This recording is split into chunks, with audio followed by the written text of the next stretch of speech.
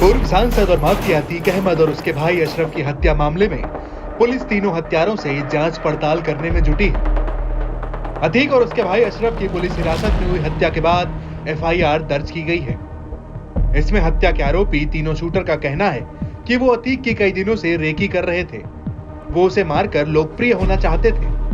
हालांकि अतीक से पूछताछ के दौरान जो इनपुट सामने आए थे, उनके मद्देनजर शूटरों के इस बयान पर भरोसा करना मुश्किल है, क्योंकि अतीक को मारने वाले शूटरों का ना तो प्रयागराज से कोई कनेक्शन था, ना ही अतीक से कोई पुरानी दुश्मनी।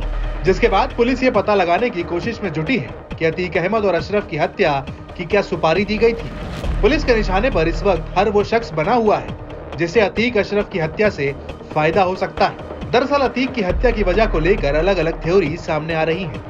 एक थ्योरी जिस पर खास ध्यान दिया जा रहा है वो ये है कि अतीक और अशरफ का अरबों का काला साम्राज्य ही उनकी हत्या की वजह बना।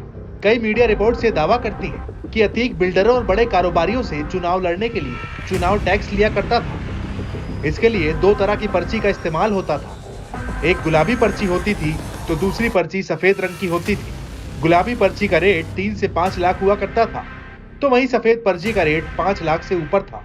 कारोबारियों और बिल्डरों से कैश में ना लेकर पैसा सीधा अकाउंट में ट्रांसफर कराया जाता था। ये पैसा अतीक के खाते बैंक ऑफ महाराष्ट्र में ट्रांसफर होता था, जिसे फिलहाल ईडी ने सील किया हुआ है। इसके अलावा अतीक गुंडा टैक्स भी लिया करता था। जिन कारोबारियों से अतीक अहमद गुंडा टैक्स वसूलता था वो अतीक से बेहद नफरत करते थे, लेकिन माफिया के खौफ के चलते उसे रकम देने से कोई मना नहीं कर सकता था। अतीक के दुश्मनों में से एक नाम अब सुर्खियों में बना हुआ है। कई सूत्र दावा कर रहे हैं कि मध्य प्रदेश के पन्ना जिले के हीरा कारोबारी के साथ अतीक की दुश्मनी थी। इस दुश्मनी से पहले दोनों दोस्त हुआ करते थे। अतीक ने अपनी करोड़ों रुपए की काली कमाई इस हीरा कारोबारी के पास इन्वेस्ट की थी, लेकिन हिसाब किताब को लेकर दोनों के बीच कहासुनी हुई और तब से दोनों एक दूसरे के दुश्मन बन गए थे। अतीक की हत्या के बाद पुलिस के निशाने पर ये कारोबारी भी आ गए हैं। इनके अलावा पुलिस बिल्डरों और बड़े कारोबारियों को भी अपने रडार पर लेकर चल रही है।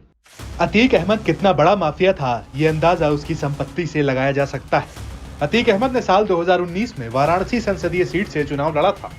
उसने अपने चुनावी हलफनामे में कुल संपत्ति 25 करोड़ की बताई थी। हलफनामे से खुलासा हुआ था कि अतीक अहमद के 1 दर्जन से अधिक बैंक खाते थे। कागजी संपत्ति को छोड़ दें तो अतीक अहमद ने अवैध तरीके से अकूत संपत्ति बनाई थी।